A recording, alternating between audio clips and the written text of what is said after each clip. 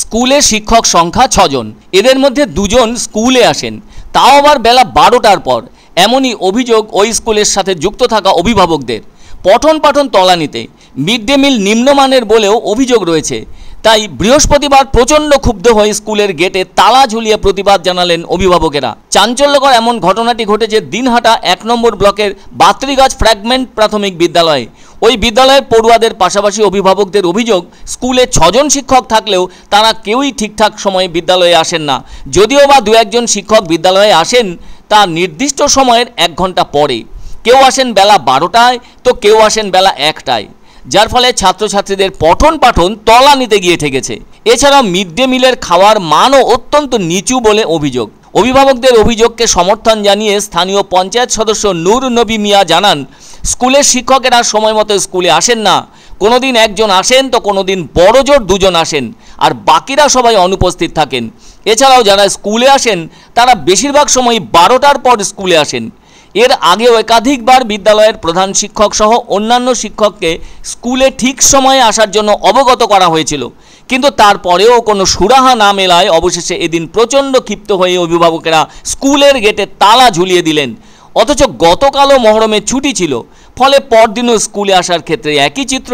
তাও আবার স্কুলের প্রধান শিক্ষকেরও দেরিতে আসার রোগ দেখা গেল এদিনও। এভাবে দেরিতে আসার কারণ তার কাছে জানতে যাওয়া হলে স্কুলের ভারপ্রাপ্ত প্রধান শিক্ষক অভিজিৎ রায় বলেন, প্রত্যেক দিনই সময় মতো আসেন তিনি, আর এদিন বিদ্যালয়ের কাজে একটু বাইরে গিয়েছিলেন, সেজন্য আসতে একটু দেরি হয়ে গিয়েছে বলে নিজের পক্ষে সাফাই দিলেন ওই ভারপ্রাপ্ত প্রধান শিক্ষক অভিজিৎ রায়। আর ওনার কাছে স্কুলের মিড ডে মিলের মান খারাপ সম্পর্কে জানতে চাইলে তিনি নিজের দায় রাঁধুনিদের ঘাড়ে চাপিয়ে দিয়ে বলেন তাদের সঙ্গে কথা বলে প্রয়োজনীয় ব্যবস্থা নেবেন। যে শিক্ষকদের ভেতরে সময়ানুবর্তিতা নেই এবং ছোটদের শিক্ষা দেওয়ার ব্যাপারে চরম অনীহা, তাদেরকে কি সমাজ গড়ার কারিগর বলা যায়? সরকার তো তাদের সারা বছরের মাইনে ঠিকঠাকভাবেই চালিয়ে যাচ্ছে, একটা টাকাও কমতি নেই, তাহলে তাদেরকে কি বলা যেতে পারে? ছাত্রছাত্রীরা কি শিখছে তাদের কাছ থেকে? ভাগ্যিস বিদ্যাসাগর আজ বেঁচে নেই, থাকলে শিক্ষার ক্ষেত্রে ওই স্কুলের শিক্ষকদের অনাসৃষ্টি অবস্থা দেখলে তিনি কি রিপোর্ট করতেন? এদিকে সমাজে তাদের পরিচয় শিক্ষক, ইংরেজিতে যাকে বলে টিচার।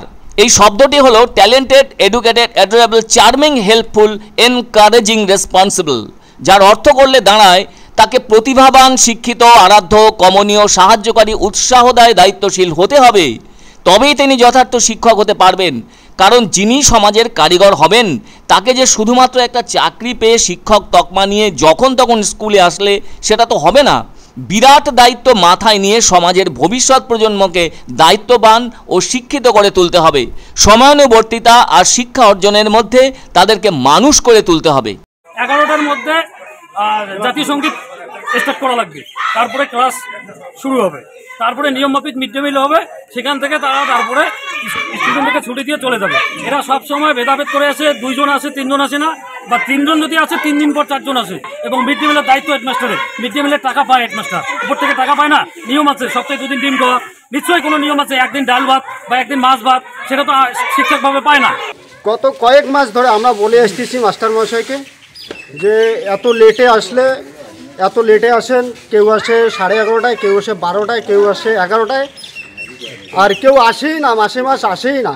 না না ঠিক আছে, উনি একটু বাইরে মানে কলকাতা যাবে তো মিটিংয়ের জন্য, যাই হোক ওই কারণে আজকে আসার কথা ছিল। মাস্টারমশাইরা মোটামুটি ঠিকই আছে, 2-5 মিনিট এপাশ ওপাশ হয়তো হয় কোনোদিনই কারো, ঠিক আছে।